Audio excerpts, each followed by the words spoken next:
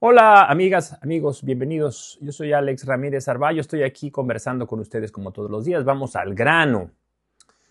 Yo siempre he creído en una filosofía que sea una filosofía práctica. La filosofía debe ser, en mi opinión, una reflexión no sobre el pensamiento en sí mismo, es decir, no una filosofía de carácter nociológico, sino una filosofía de carácter práctico, prudente, que nos ayude a vivir, que nos dé herramientas para vivir con más plenitud, con mayor apasionamiento, con una mayor convicción, con solidez, con arraigo, con sentido. Por eso toda filosofía que destruye, que propone un abismo, un absurdo, un nihilismo, me resulta profundamente sospechosa, cuando no abiertamente perniciosa. En cuanto a la filosofía que yo busco establecer en los hechos que yo hago en mi vida, bien podría decir de una manera muy simple, es una filosofía de la persona, desde la persona, para la persona, es insistente, es una filosofía que coloca a la persona en el centro, a la persona, al ser humano, pero a la persona no como una abstracción, sino un ser humano concreto, con nombre, apellido, con historia propia. La persona soy yo, la persona eres tú. Y al hacer esto, al colocar a la persona en el centro del escenario de la existencia, estoy pensando en varias cosas. Estoy pensando en su irrepetibilidad, es decir, en su singularidad extrema. Estoy, estoy pensando en su dignidad, que no es negociable y que es inherente a su propia condición, en su capacidad de crear. El ser humano es un ser creador constante y necesita crear para ser verdaderamente humano. Perdónenme que me ponga de ejemplo, pero al hacer este video lo que estoy haciendo es crear y estoy buscando cumplirme como persona. Lo que tú estés haciendo ahora, el proyecto que sea en el que estés involucrado tú ahora, responde también a la misma necesidad de trascendencia. Necesitamos crear, somos creadores. Además, somos seres resistentes, tenemos la capacidad de resistir, tenemos la capacidad de imponer nuestra voluntad, no de manera caprichosa, sino de manera tenaz, de manera apasionada, frente a los innumerables conflictos y dolores e incluso tragedias que nos propone la vida y que no podemos evadir, porque el mundo, la vida es así. También somos seres disfrutantes, perdónenme la expresión, somos seres con capacidad de goce estético. Nos arroba un cuadro, la belleza de una persona también, ¿no? La belleza física de una persona, o de un animal, o de un paisaje. Es decir, lo que llega hasta nosotros a través de nuestros sentidos, nos provee, tiene la posibilidad de proveernos de un goce intensísimo, y eso es propio de la persona. Además, creo que la persona tiene una capacidad de trascendencia, somos seres trascendentes. Y esto no necesariamente tiene que llevarnos al plano teológico, no estoy hablando necesariamente en que somos seres para la vida eterna, que yo creo que sí, pues, pero no necesariamente. Yo no puedo defender mi posición porque no es racional.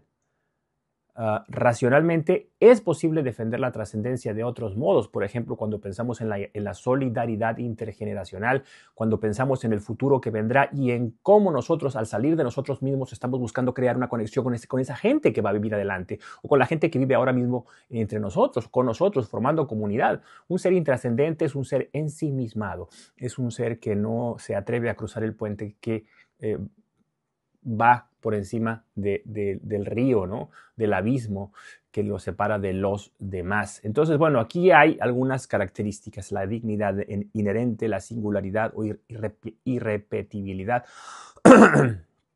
la capacidad de creación, la capacidad de resistencia, la capacidad de trascender. Esos son, digamos, los puntos cardinales del mapa filosófico en el que yo busco, deseo moverme. Así que con toda justicia se podría decir que estoy en las coordenadas de la filosofía existencial, una filosofía existencial con sentido, una filosofía existencial trascendente, no una filosofía existencial para el vacío, no, una filosofía para la plenitud, que es muy distinto. ¿Por qué adopto esta esta condición? Bueno, yo creo que es el resultado de mis experiencias de vida. Tiene que ver con los libros que he leído, con la forma en la que yo aprendí a vivir, con la familia en la que yo nací, con la religión incluso, con la literatura que he leído, con todas las influencias, ¿no? Desde muy joven, muy prontamente sentí una profunda devoción por el ser humano. Me parece auténticamente milagroso que estemos aquí, que yo pueda hablar delante de esa cámara y que tú estés allá, frente a una pantalla, escuchándome, comprendiendo, coincidiendo o disintiendo, ¿no? Estando no de acuerdo, pero interactuando de algún modo. Entonces, esta noción de la persona como el centro de todo, para mí fue una evidencia en sí misma que yo no sabía cómo articular hasta que por ahí leí en algún libro de la escuela primaria algo sobre el humanismo, ¿no? Y cómo el giro, nunca mejor dicho, copernicano, porque tiene que ver con esta noción del ser humano ya no como el centro del universo, ¿no? El planeta organizado según los modelos teológicos, sino como una realidad material concreta donde las personas viven flotando en una piedrecilla azul que va dando tumbos por el universo interminable. Entonces, cuando leí aquello sobre el humanismo y cómo pues aquellas personas a finales del siglo XV comenzaban a romper con los paradigmas y colocaban como centro de preocupación a la persona, al ser humano, pues me pareció aquello profundamente seductor y dije, ahí está, claramente, eso es lo que yo he querido hacer toda mi vida, así he entendido el mundo, pero yo no lo sabía. Vivimos ahora una crisis de la persona, sí, de la subjetividad, sí, porque la persona ahora se encuentra, es un ser espumoso, es un ser difuminado, es un ser ubicuo, ¿no? Hay quienes hablan incluso de la posibilidad de que nosotros seamos trasladados a unos discos de silicio, ¿no? Cosa que me mueve un poco a risa, pero no tanto, pero me mueve a risa. Así que, bueno, vamos a ver qué va a pasar adelante en la historia, ¿no? Lamentablemente yo no voy a estar aquí para vivirlo, pero mientras pueda respirar y pueda hablar, voy a seguir abordando el tema de la persona como el centro de todo. Frente a qué nos confrontamos o nos posicionamos quienes somos logoterapéuticos, personalistas, humanistas, frente al materialismo que puede adoptar diferentes rostros, todos ellos, en mi opinión, lesivos, ¿no? Dañinos, porque destruyen a la persona, la cosifican, la convierten, la reducen a un esquema pues básico, ¿no? A lo más elemental, a la corporeidad, y la convierten en consumidor, la convierten en mercancía, la convierten en esclavo de una ideología, por ejemplo, la convierten en soldado de una causa autoritaria. En fin, las ideas perniciosas y contrarias al ser humano abundan a lo largo y ancho de nuestra historia. Permiso. Bueno, algunos principios fundamentales para, digamos, hacer un resumen de lo que acabo de decir aquí. Primero, la persona es un valor absoluto. Ese es un principio no negociable, ¿no? Por ejemplo, cuando se habla de la propaganda, se está atentando contra la persona porque se busca la manipulación a través del discurso demagógico. Cuando se habla del desmembramiento de la persona a través de qué sé yo, esta fantasía distópica de trasladar la conciencia humana a una plataforma tecnológica, se está atentando en contra de la persona en cuanto la vuelve sujeto manipulable, o sea, la vuelve objeto, la desubjetiviza, la vuelve objeto que puede ser manipulado, pues, como se manipulan las células dentro de una caja de Petri, ¿no? Y quien no ve ahí un conflicto ético, por lo menos digno de ser debatido, pues es que digamos que moralmente anda profundamente perdido. La persona no puede ser tratada como un medio, muchachos. Es un fin en sí mismo. Esto es la dignidad inherente de la persona, que nace con ella, muere con ella. Yo no necesito saber quién eres tú. Basta con que sepa que eres para que seas merecedor de mi reconocimiento como persona digna, o sea, del reconocimiento mío de tu dignidad.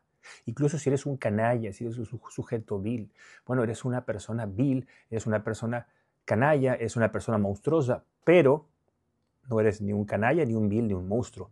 Eres una persona que hace cosas viles, canallescas y monstruosas. Tu condición de persona no se pierde por semejantes despistes. Otro aspecto importante, número 2, de lo que viene a ser, de lo que es mi filosofía de vida, es la condición analógica, la condición de relacionar. Mi persona no es una persona no soy para mí mismo, soy para los demás y para lo demás, para la interacción constante con elementos materiales como esa cámara, como este micrófono, como esta mesa con la que estoy, en la que estoy, como con este café que me estoy tomando, ¿no? Yo soy un intérprete, esencialmente soy un lector de vida, y tú lo eres, todos lo somos. Lo que pasa es que algunos no somos conscientes de ello. Entonces hay una condición de relacionalidad, de analogía permanente. A es como B y B es como C, entonces hay una relación entre A y C. Así opera de manera arborescente nuestra mente humana, nuestra mente personal. Yo me defino en relación contigo, con el otro, y por eso necesito una ética que nos permita convivir, es decir, estar jugando el mismo juego bajo las mismas reglas. La persona no es un ser aislado, no puede serlo, es un ser gregario. Y ahí está la historia para comprobarlo, el mundo de la materialidad. Basta ir a las ciudades, basta ir a los pueblos para encontrar la huella de lo humano en todas partes, en los caminos, en las carreteras, en los supermercados, en las catedrales, en las universidades, en los parques, en el campo donde se labra la tierra. Ahí se encuentra la huella de lo humano. Y esta huella de lo humano es la consecuencia de una búsqueda de sentido. La persona busca el sentido a través de la expresión, de la comunicación, del goce, de la resistencia, del diálogo, del acompañamiento, del saberse parte de algo más grande que lo envuelve, una comunidad. Entonces, la persona no es un ente, no es una mónada, sino que está en conexión constante con los demás y con lo demás. Que no se olvide esto. Entonces, primero, la persona es un valor absoluto. Segundo, la persona es un ser analógico. Es decir, se trasciende. Es un ser trascendente, ¿no? Que esa es otra de las características de mi filosofía. La persona tiene una dimensión espiritual que no necesariamente teológica, insisto, una condición de trascendencia que nos lleva a buscar un sentido que va más allá de lo material, ¿verdad? Nos abrimos a una experiencia de misterio. Estamos llevando siempre los límites de nuestro conocimiento, siempre un poquito más allá. Somos seres fronterizos. Ahí empieza la noche, ahí hay dragones, ahí es terra incógnita. Y mi deber es buscar la manera de ensanchar ese universo de la experiencia humana. Esa es la trascendencia. Esa es. Yo, al estar hablando estas cosas simples aquí en mi casa, estoy buscando la trascendencia. No, incluso si no eres consciente de tus acciones humanas, propiamente humanas, apuntan hacia la noción de trascendencia. Y finalmente, pues nos abrimos a la experiencia de lo absoluto. En algunos casos, algunas personas, ¿no? Hay quienes no lo hacen, hay quienes, digamos, no lo hacen en el sentido de un absoluto antropomórfico, una deidad, ¿no? Sino que lo hacen en términos de una espiritualidad, de un orden distinto, de una índole distinta, pero igualmente se cumple esta noción de apertura hacia el absoluto. Yo suelo decir que soy un ser orante. Oro frecuentemente. Las primeras cosas que hago al despertar, la primera cosa que hago al despertar siempre es orar. Lo último que hago cuando voy a la cama es orar también. Me abro al absoluto. Y también digo una cosa, mis oraciones son muy básicas y una cosa que nunca hago yo en ellas es el pedir, ¿no? Yo no tengo esta concepción fetichista, esta concepción supersticiosa de que Dios tiene que cumplir mis caprichos. Oro para dar las gracias, porque me siento bendecido y porque siento que cada minuto que yo estoy en este mundo es un milagro, porque siento que cada segundo de conciencia vale más que 1000 eternidades. Y entonces a veces siento un goce profundo interno tan grande que se derrama. Es como un surtidor de un chorro, una fuente de luz inagotable. ¿Qué hacer con tanto? No puedo yo con tanto. Entonces necesito a Dios para decirle gracias, gracias, gracias, Dios mío. Si no existieras, tendría que inventarte solamente para que recibieras estas gracias. Necesito que deposites esta gracia. Y yo siento que de alguna forma soy espejo de lo divino y me analogo con Dios. Y necesito ese diálogo con lo trascendente divino a través del agradecimiento. Bueno, ya hablaremos más adelante en algún video sobre este asunto particular, que en mi caso, pues, apunta más hacia una noción, una concepción algo teologal de la vida. Otra característica fundamental de mi filosofía es la libertad y la responsabilidad, que lo voy a decir cada vez que yo pueda. No creo en la libertad para que la persona tome decisiones sin que haya una coacción, una presión de fuerzas externas, pero al mismo tiempo esa persona que toma una decisión debe saberse responsable por aquella decisión que ha tomado, porque las consecuencias de dicha decisión le conciernen, le competen. La libertad, no lo olvidemos, es esencial en el ser humano. ¿Qué duda cabe? ¿Tienes duda al respecto? Pero está vinculada a la responsabilidad. Eso no podemos obviarlo. Responsabilidad hacia los demás, hacia lo demás y hacia mi mismidad, hacia mí mismo. Vivimos en una época lamentable, una época de adolescentes permanentes que lo que buscan es saciar sus apetitos inmediatos, lo que sea que fuera. Ese apetito tiene que ser saciado, tiene que gratificarse inmediatamente mi deseo. Es una concepción caprichosa de la persona en el mundo. La persona se ha desvinculado de los demás y se convierte en una especie de vertedero, ¿no?, al que hay que estar arrojando constantemente cosas, experiencias nuevas. Vive la experiencia, cosas que no van a llenar nunca a la persona, porque el apetito del ser humano no se sacia con cosas. Es trascendente, busca una vinculación de orden sobrenatural y natural también, trascendente natural también. En el servicio, en el diálogo, en la compañía, en el encuentro, en la solidaridad, en el trabajo, en la asociación, en la productividad. El punto número 5 de los fundamentos de mi filosofía es la integralidad. Es decir, entender que es una concepción antropológica de la persona, entender que la persona no es solamente un cuerpo, que la persona es cuerpo, sí, pero también es emoción, es psique, es espiritualidad, es conversación con el otro. La persona se integra con el otro para crear un núcleo humano.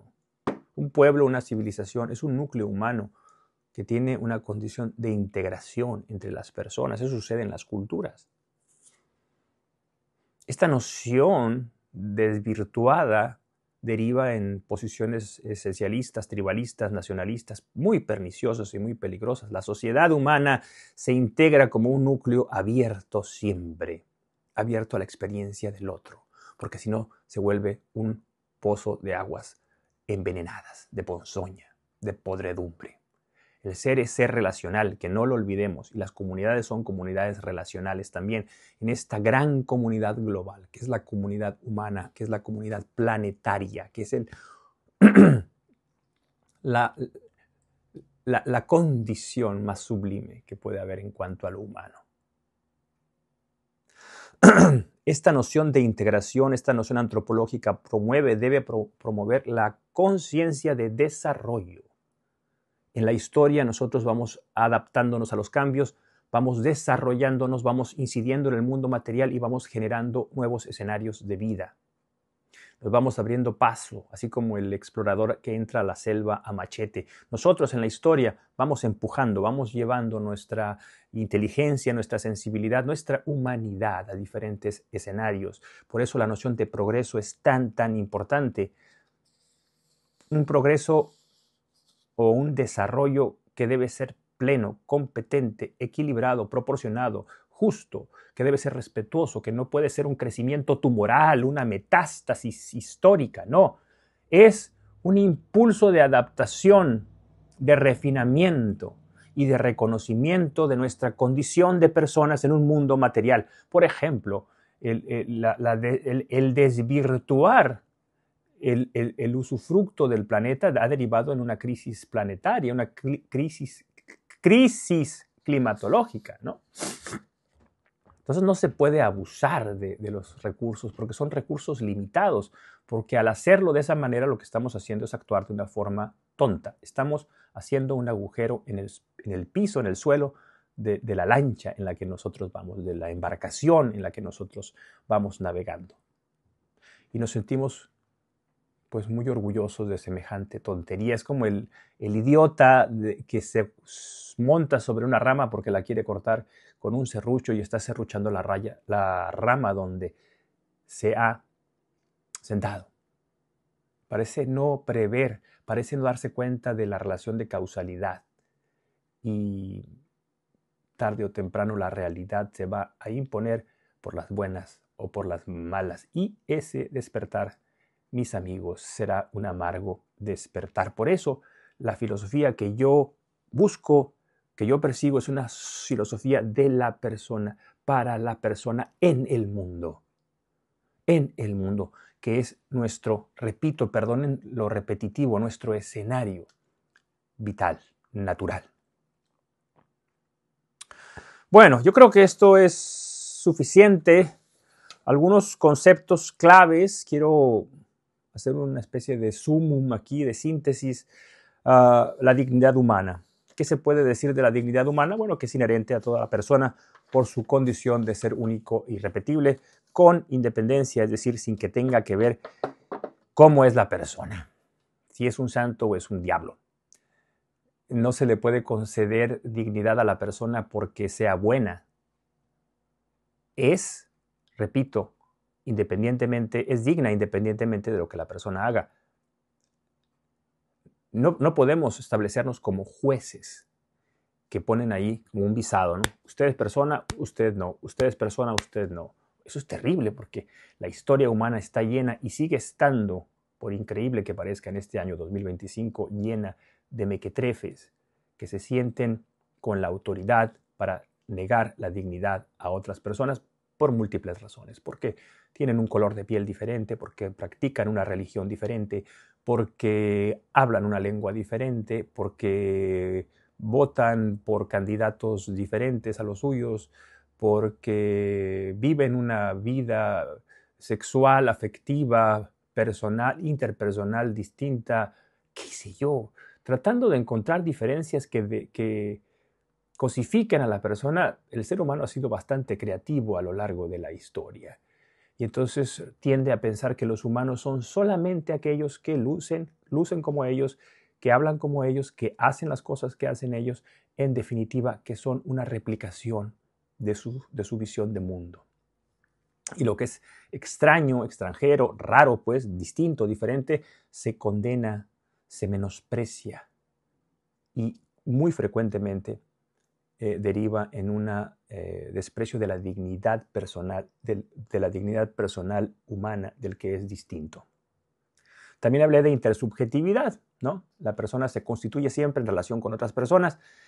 Pero yo prefiero hablar de analogía, porque la intersubjetividad supone que la persona solamente es en relación con los otros. Pero yo he dicho una cosa, la persona también se constituye en relación con lo otro. No podemos olvidarlo, somos seres materiales. Mira, ¿escuchas? Estoy tocando la materia, soy ser material, estoy aquí. Y estoy tomándome un café aquí ahorita, como me tomo un café todas las mañanas, sobre todo cuando tengo que hablar delante de la cámara y se me llena, se me estropea la garganta. Y necesito comer, beber, necesito descansar, tengo un cuerpo que mantener, que atender si se enferma.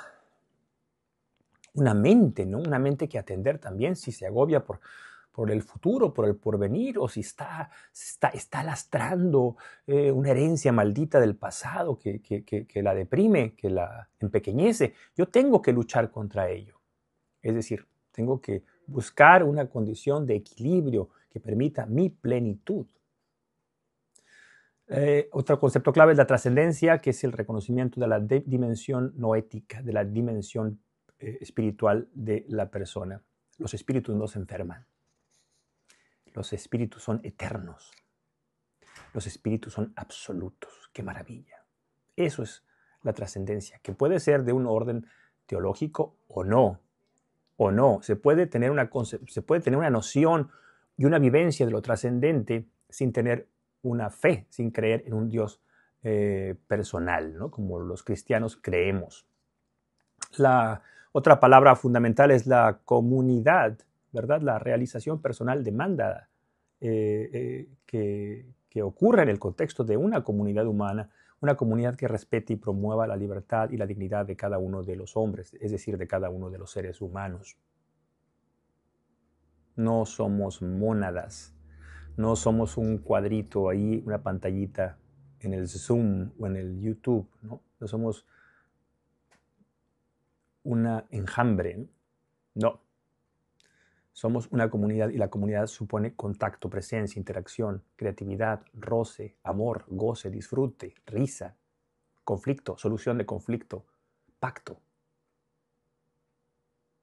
Otro concepto clave, y con esto termino, es el de la vocación. ¿El de la vocación a qué? La vocación a vivir, el sentirte interpelado, llamado a la existencia, llamado a la vida. Cada persona tiene un llamado que es único a la realización personal y es tu tarea, es tu trabajo el descubrirlo. Es un llamado del sentido. Hay un llamado, hay una voz en la vida que solamente tú puedes escuchar. Hay una voz que pronuncia tu nombre, que te está invitando, porque la vocación no se impone. La coacción no cabe aquí. La vocación te está llamando a ti por tu nombre y te está invitando a recorrer un camino específico que nadie más que tú, repito, nadie más que tú puede recorrer. Cada persona tiene ese llamado único y si la persona renuncia a ese llamado, la persona se está condenando. Y muy frecuentemente sucede que la persona escucha el llamado y no actúa por cobardía o por pereza. Y pagará caro la desobediencia. Pagará caro, bueno, la palabra desobediencia no me gusta mucho, diría, pagará caro su estupidez, su torpeza, de no darse cuenta que el vivir es para el aquí y para el ahora. No tenemos más. Tenemos esto que es la vida, que es un milagro permanente, constante, innegociable. Y no podemos vivir como si fuéramos un conjunto de células que respiran, que están ahí nada más como algo viviente, ¿no? Arrojado al mundo, que ha renunciado a su poder de acción, a su agencia, a su talento, a su creatividad, a su necesidad de impactar a los demás y a lo demás. No somos pepinos eléctricos. Ya saben que los pepinos tienen mucha agua, ¿no? Nosotros también. Y tenemos impulsos eléctricos, ¿no? Que van por todas partes en ese sistema maravilloso que es nuestro sistema nervioso, ¿no? No somos pepinos eléctricos. Qué buen término, ¿no? No somos pepinos eléctricos, somos personas. Tenemos una mente, una voz, un rostro, unas manos que actúan, tenemos un corazón, un espíritu. Somos seres integrales. ¡Qué maravilla! ¡Qué maravilla! Bueno, muchachos, aquí termino la presentación de hoy. Espero que haya sido de su agrado, que haya aportado, aunque sea un poquito de valor. Eso para mí basta, me hace sentir, ¿cómo se llama? Me hace sentir contento, me hace sentir feliz. Bueno, los dejo, yo voy a seguir trabajando, haciendo lo mío, que tengo que hablar con otras personas, tengo que trascenderme. Hasta pronto, nos vemos, chao.